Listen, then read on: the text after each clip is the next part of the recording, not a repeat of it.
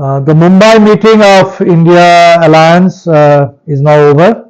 This was the third meeting in a row after the 23rd June meeting in Patna, the 17-18 July meeting in Bengaluru. This was the third meeting.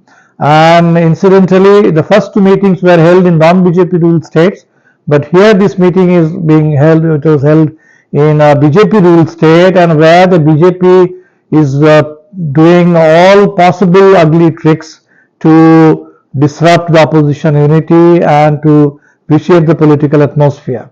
But in the face of it, the meeting happened quite successfully with a lot of enthusiasm, and the number of parties participating in this alliance has now gone up from 26 to 28, and there is every possibility that more parties will be joining in the days to come. Now this meeting has formed a set of 5 committees for the purpose of political coordination, for the purpose of designing and running the campaign, for social media campaign, for media campaign, and for doing all the groundwork, research work, so that we can have a powerful content and manifesto and political campaign in the coming days. So the idea is now that seat sharing talks will proceed on a state-to-state basis, because the situation varies from state to state. But we should try and expedite these talks, so that by the end of September, by early October, we are ready with our campaign schedule. It is important that we hit the street. There are big rallies in different parts of the country, but it is also equally important that we have decentralized, concerted, panchayat level, block level mobilization on various issues. And when we talk about the issues, now there are the burning issues, the economic questions of price rise or unemployment, the question of wages, the question of rights of the workers, the question of MSP, the old pension scheme. These are all very important issues.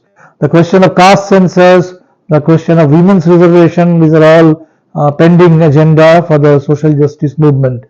And then there are issues, overarching most important issues of defending the constitution, because the BJP now has unleashed its total agenda. If the BJP comes back in 2024, nothing will be left of what we know as democracy or constitution or the modern India founded on the basis of the constitution. So in the days to come, we are facing a bigger disaster is staring us in the face. So this is why we need to do everything possible to stop the BJP from coming back to power in 2024, and whatever damage has already been done, we have to undo that damage and build a very stronger democracy in India. So that's why we need a very powerful campaign in terms of building up social solidarity, in terms of building class unity.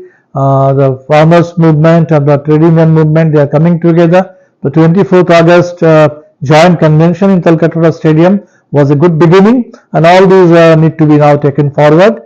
And the whole idea is that while consolidating our electoral efforts, while trying for maximum possible electoral unity wherever possible, we should also carry out a very extensive campaign, vigorous campaign, a mass awakening and awareness campaign on all possible issues. Now this government has exposed itself as India's probably most corrupt government till date. The CAG report has exposed a lot of scams in almost every department. And on top of it, we now have more extensive reports about the Adani scam. We now know how the Adani group manipulated the share prices, how they violated the norms of conducting business. I mean, the 75% is the maximum limit for the promoter's shareholding. At least 25% share should be in the hands of the public.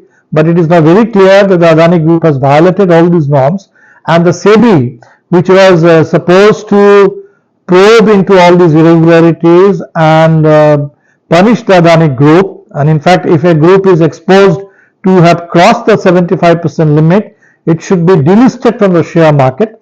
But instead of taking necessary measures to control the Adani Group. We find that the SEBI director who gave Adani Group a clean sheet has now become the director of NDTV after the acquisition of NDTV by Adani. So it's very clear how the Adani Group has been promoted by the Modi government and how it has now, it symbolizes the ugliest and most alarming face of institutional corruption, of corporate nexus between the government and the corporate sector in India.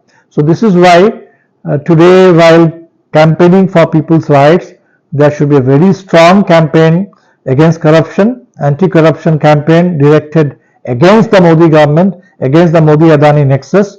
There is a special parliament session, and we still don't know what is the agenda for this special session, but certainly the Modi government has a lot of ugly tricks in plan in the days to come. There may even be early elections. So whatever unfolds in the coming days, India should be prepared, and the message from this Mumbai meeting is that we should be ready, battle ready, and everywhere we should be ready to fight the elections, we should be ready to intensify the battle, and we should be ready to defeat the Modi government in 2024, because if this government comes back for a third term, then Indian democracy, the constitution, the very idea of modern India, everything will be at stake, and there will be a much bigger disaster in the country. So we need to do everything possible to contain this disaster, stop this disaster, and rebuild India.